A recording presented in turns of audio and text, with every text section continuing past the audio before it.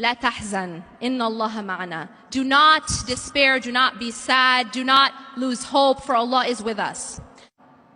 See, one of the most powerful stories to me is the story of Musa alayhi salam in front of the Red Sea.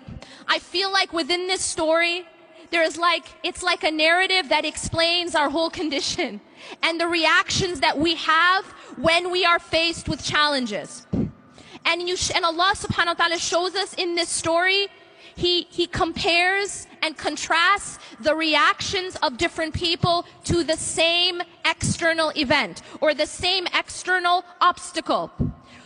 فَلَمَّا تَرَاءَ الْجَمْعَانِ قَالَ أَصْحَابُ مُوسَى إِنَّا لَمُدْرَكُونَ. When Musa alayhi salam is now trying to escape Pharaoh, there's a Pharaoh following behind with his army. And now him and his people are they're in front of the Red Sea. And there's an army behind them. And this is a superpower army. And they're a group of slaves. And now they're put in this very, very difficult situation. Do we find ourselves in a difficult situation just now? Yeah, kind of. We have only a couple more days, right? We are in a very difficult situation. And Allah says, when the two groups saw each other, the people of Musa, قال أصحاب موسى إنا لمدركون. The people of Musa alayhi salam said, we will indeed be overtaken.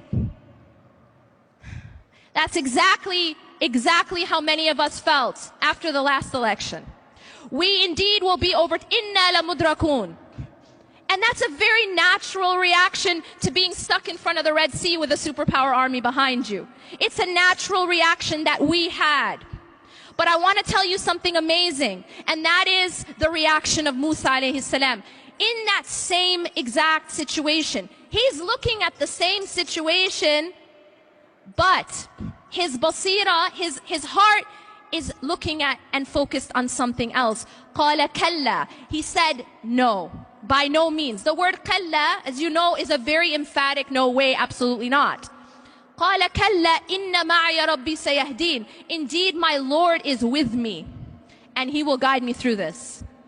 The reason why I love this story so much is because this story isn't just a story. It's awesome, it's something we tell our kids, but it isn't a bedtime story. It is a sign, and Allah actually continues to say إِنَّ فِي ذَلِكَ لَآيَةً, that indeed in this is a sign, but most people don't get it. Most people don't understand.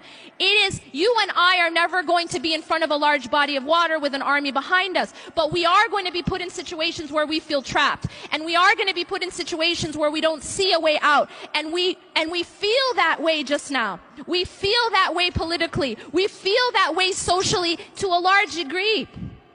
But what's so powerful here is how was Musa alayhi salam able to respond in that way? How was he able to say, no, we will not be overtaken. No, I'm not going to be shaken. I'm not even worried that we're going to be overtaken. Why was he able to do that? And the answer is because his focus was not on the problem. His focus was not on the Red Sea, and his focus was not on the army. His focus wasn't on Trump. His focus was on Allah. His focus was that, no, inna ma'aya rabbi sayahdeen, my Lord is with me. And if Allah is with you, you don't have to worry. He will guide me through. Allah is teaching us a timeless lesson. We're gonna be put in situations where we feel trapped.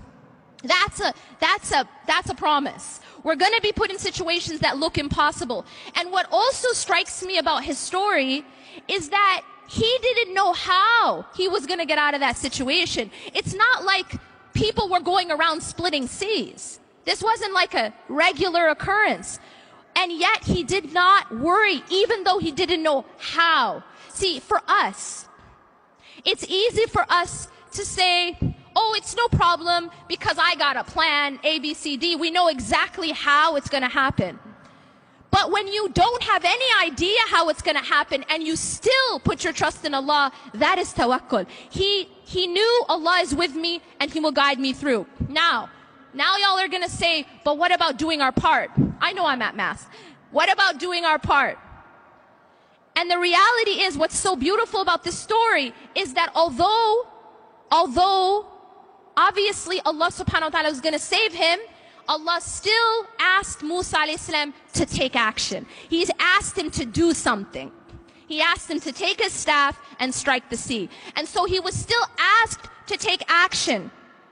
We are still asked to take action. Tawakkul and action are not separate. They have to go together. اعقلها وتوكل, as the Prophet ﷺ says, that you have to tie your camel and at the same time your trust is in Allah. Don't think that they're separate. So often I hear this translated as tie your camel and then put your trust in Allah.